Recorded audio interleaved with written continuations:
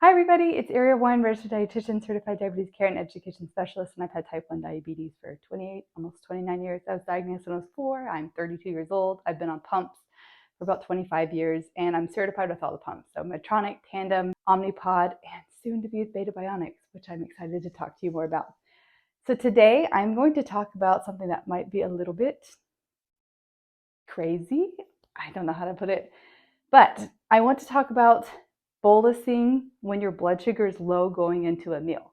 So as a certified trainer, I train people often, and this is advanced diabetes therapy skills that we're going into.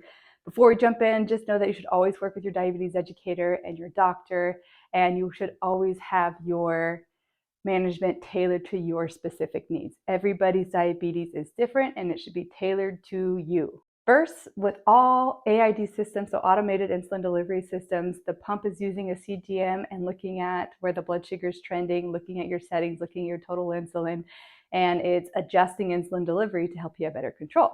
So specifically with Control-IQ with the Tandem pump, I like to call the happy range as 112.5 to 160.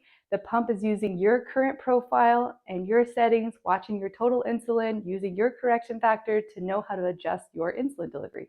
If you are predicted to stay between 112.5 and 160, the pump is going to use your programmed basal rate. If your blood sugar is predicted to go above 160, the pump is going to increase your basal based on your correction factor. And if you're predicted to go above 180, the pump is going to increase your basal and deliver an automatic correction bolus at 60% of your calculated needs every 60 minutes until the blood sugar coming back down to target.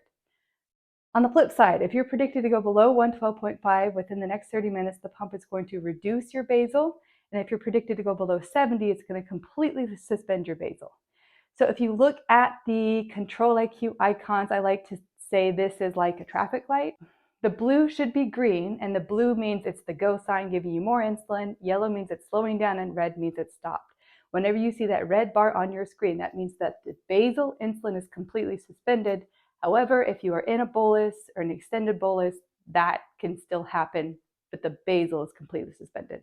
You have set needs to allow your blood sugar to stay stable during fasting periods through basal insulin. So let's say, however, your blood sugar is dropping and the pump is reducing or completely suspending your basal, and then you go to bolus.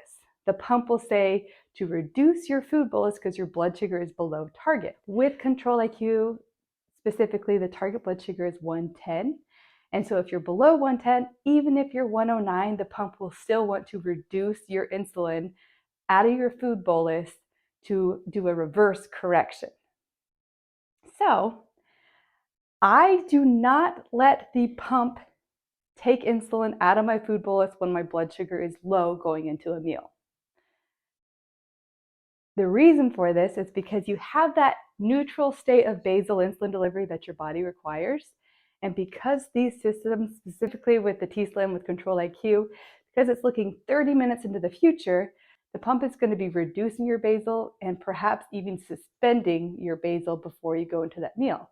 So now you have this neutral level of basal insulin, and it is reduced going into the meal. And now the pump is saying your blood sugar is below target, and so it's going to want to further reduce the insulin amount to cover that meal. So now you are actually at a double negative. So when you do eat, the blood sugar will likely spike and then come back down. However, a lot of us don't like feeling low. I joke about it and say caveman brain takes over and you just eat the entire house, and then you're like, oh my gosh, what happened? I don't understand why there's cereal everywhere. It's like you can't even remember what happened because of the blood sugar. We do not like feeling low. It is an awful feeling, okay? You're going into a meal. Many people actually do not bolus when they're low going into a meal because they're like, why the heck would I bolus? I have too much insulin in my system. That's why I'm low. However, with an AID system, specifically with Control-IQ with Tandem, remember, if the blood sugar is predicted to go above 180 within the next 30 minutes, the pump will actually deliver an automated correction bolus. So you could not bolus for the meal, and now the blood sugar is spiking. You're like, okay, now I feel comfortable for bolusing. However, with this system, the pump could calculate that you're going to hit above 180, so it will deliver an automated correction bolus. So the blood sugar is going high. You then say, okay, I'm going to bolus for the full amount of carbohydrates. And maybe you didn't see that the pump did an automatic correction bolus, but if you bolus for the full amount of carbs and those carbs that are making the blood sugar go high, you will then have a second bolus, which is going to cause the blood sugar to go low, which is not fun. I know nobody likes feeling low. Nobody likes taking excessive insulin and not being in control. So of course, tailor your needs and work closely with your diabetes care management team. When my blood sugar is high, I typically always let the pump give me more correction to treat the high, unless I'm going to have steady state activity that typically makes my blood sugar drop, but we will go and talk about that more in another time.